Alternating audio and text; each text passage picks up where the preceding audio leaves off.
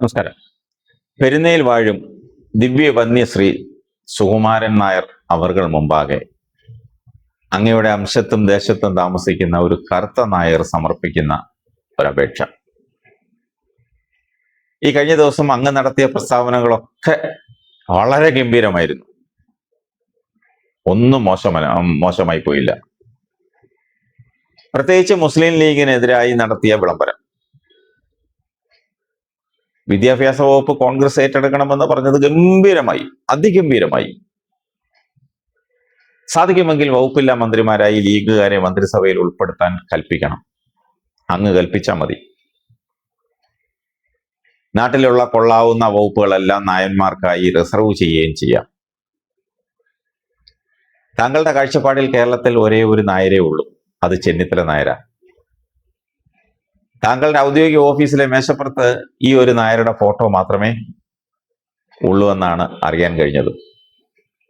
ശരിയാണോ തെറ്റാണോ എന്ന് എനിക്കറിയില്ല, പറഞ്ഞു കേട്ടതാണ്. സമുദായ നേതാക്കന്മാരുടെ തിണ്ണം നിറങ്ങാൻ പോകേണ്ടെന്ന സതീശൻ നായരുടെ പ്രസ്താവന അങ്ങേക്കൊട്ടും രുചിച്ചിട്ടില്ലെന്നാണ് അങ്ങയുടെ സംസാരത്തിൽ നിന്ന് മനസ്സിലാക്കാൻ സാധിച്ചത്. ഇപ്പോഴും താങ്കൾ ഇരുട്ടത്താണ് നിൽക്കുന്നത്, വെളിച്ചത്തോട്ട് വന്നില്ല. സതീശൻ നായരുടെ ആ ഒരൊറ്റ പ്രസ്താവനയാണ് അയാൾക്ക് ജനങ്ങളുടെ ഇടയിൽ നിന്ന് പിഴയ്ക്കാൻ അവസരമുണ്ടാക്കി കൊടുത്തത്. താങ്കൾ കരുതുന്നത് പോലെ അവിടെ ഇരുന്ന് കൽപ്പിച്ചാലൊന്നും നായന്മാരാരും വോട്ട് ചെയ്യില്ല. ചെയ്യുമോ? എല്ലാ സമുദായത്തിന്റെയും തലപ്പത്തിരിക്കുന്ന മേലാളന്മാർ അറിഞ്ഞിരിക്കാൻ ഒരു കാര്യം പറയാം. നിങ്ങളോടൊന്നും സാധാരണ താഴെത്തട്ടിലുള്ള സമുദായ അംഗങ്ങൾക്ക് ഒരു ബഹുമാനവുമില്ല, ചുമ്മാ. പിന്നെ ജനിച്ച സമുദായം എന്ന പ്രസ്ഥാനത്തെ ജീവിതത്തിൽ പലയിടത്തും ആവശ്യമായി വരുന്നത് കൊണ്ട് അങ്ങ് സഹിക്കുന്നുവെന്നേ ഉള്ളൂ. 2011 ഉമ്മൻചാണ്ടി മന്ത്രിസഭയിലെ ആഭ്യന്തരമന്ത്രിയായിരുന്ന തിരുവഞ്ചൂർ രാധാകൃഷ്ണൻ, അദ്ദേഹത്തെ കൊണ്ട് എന്ത് കുഴപ്പമായിരുന്നു നിങ്ങൾക്കൊക്കെ ഉണ്ടായിരുന്നത്? അയാൾ ഒരു നായർ തന്നെ അല്ലായിരുന്നു. എന്നിട്ടും താക്കോൽ സ്ഥാനം നായർക്ക് വേണമെന്ന് പറഞ്ഞ് അലമ്പുണ്ടാക്കി ആഭ്യന്തരമന്ത്രി സ്ഥാനം രമേശൻ നായർക്ക് വാങ്ങിക്കൊടുത്തു. എന്ത് നേടി? UDF എന്ന പ്രസ്ഥാനത്തെ തന്നെ നശിപ്പിച്ചു കളഞ്ഞു. ഉമ്മൻചാണ്ടിക്കിട്ട് ചാമ്പി, KM മാണിയെ കൊല്ലാക്കൊല കൊന്നു. ഇതെല്ലാം കഴിഞ്ഞ് 2016 ഒരു തുടർഭരണ സാധ്യത ഉണ്ടായിരുന്നത് ഇല്ലാതാക്കി. ഒടുവിൽ ആമ്പിള്ളേര് പണിയെടുത്ത് ഭരണം പിടിച്ചപ്പോൾ അതിലും താക്കോൽ സ്ഥാനം വേണമെന്ന് പറഞ്ഞു വന്നിരിക്കുന്നു. എൻ്റെ നായരെ, ഒരു കാര്യം ചോദിക്കട്ടെ, നിങ്ങൾ സമദൂരമല്ലേ പറഞ്ഞുകൊണ്ടിരിക്കുന്നത്? എന്നിട്ട് UDFന് അനുകൂലമായി നിൽക്കുന്നത് പോട്ടെ, പക്ഷേ UDFിലെ 3 നായന്മാർ മുഖ്യമന്ത്രി സ്ഥാനത്തേക്ക് മത്സരിക്കുമ്പോഴെങ്കിലും സമദൂരം ഒന്ന് പാലിക്കാൻ മേലായിരുന്നു. നിങ്ങളുടെ തിണ്ണം നിറങ്ങാൻ സതീശൻ നായർ വരാത്തതല്ലേ നിങ്ങളുടെ കുഴപ്പം? ആദ്യം നിങ്ങൾ മറ്റുള്ളവരെ ബഹുമാനിക്കാൻ പഠിക്കുക, അപ്പോൾ നിങ്ങളെ മറ്റുള്ളവരും ബഹുമാനിക്കും. നിങ്ങളെ സമുദായം ഏൽപ്പിച്ചിരിക്കുന്നത് സമുദായത്തിന്റെ കാര്യങ്ങൾ നോക്കി നടത്താനാണ്, അല്ലാതെ രാഷ്ട്രീയ കാര്യങ്ങൾ നോക്കി നടത്താനല്ല.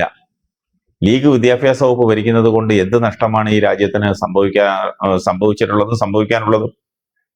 അവരുടെ അക്ഷീണ പരിശ്രമം കൊണ്ട് കൂടിയാണ് ഈ കാണുന്ന UDFന്റെ വിജയമെല്ലാം ഉണ്ടായത്. അവർക്ക് ശക്തിയുണ്ട്, അവർക്ക് ഒരുമിച്ച് നിൽക്കാൻ അറിയാം. നിങ്ങൾ 4 നായന്മാർ ഉണ്ടെങ്കിൽ 40 ഗ്രൂപ്പല്ലേ? മന്ത്രിസഭ ഉണ്ടാക്കുന്നതിലും വകുപ്പുകൾ വീതിക്കുന്നതിലുമൊന്നും സമുദായ നേതാക്കന്മാർ ഇടപെടേണ്ട.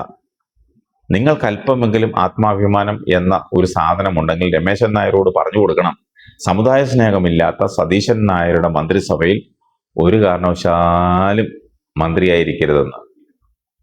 നിങ്ങൾക്കും രമേശൻ നായർക്കും നാണമില്ലാത്തത് കൊണ്ട് കിട്ടുന്ന ഏതെങ്കിലും വകുപ്പിൽ കയറിയിരിക്കുമെന്നുമുള്ള കാര്യം 100% ഉറപ്പാണ്.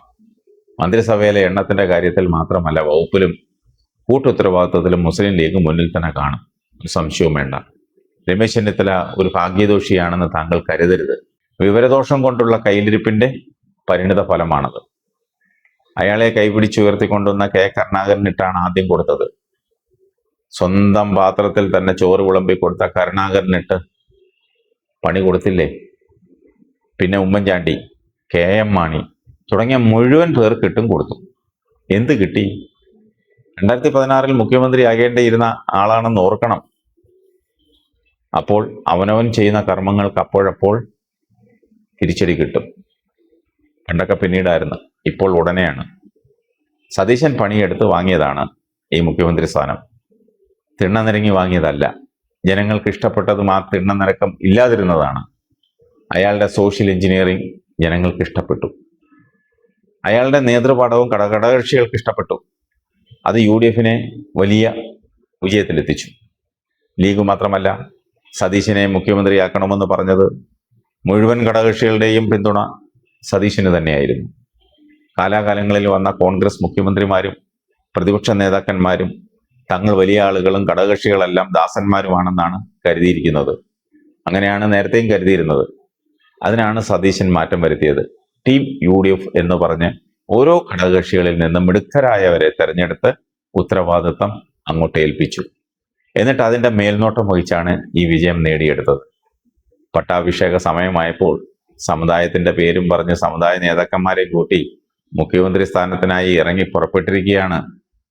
നാണമില്ലേ നിങ്ങൾക്കൊന്നും? പെരുന്ന പോപ്പിനും നാണമില്ലേ? ഒരു നായരുടെ പിറകിൽ മാത്രം ഉറച്ചു നിൽക്കാൻ. നിങ്ങളെ ഒന്നും ജനം ബഹുമാനിക്കുന്നില്ലെന്ന യാഥാർത്ഥ്യം ഇനിയെങ്കിലും ഒന്ന് ഓർക്കുന്നത് നല്ലതാണ്. സുകുമാരൻ നായർ അവർക്ക് വല്ലാത്ത വിഷമമാണെങ്കിൽ NSSന്റെ ജനറൽ സെക്രട്ടറി സ്ഥാനം കൊടുക്കാൻ ഞാൻ പറയില്ല. കാരണം അത് നേരത്തെ റിസർവ് ചെയ്ത് വച്ചിരിക്കുന്ന സ്ഥാനമാണ്.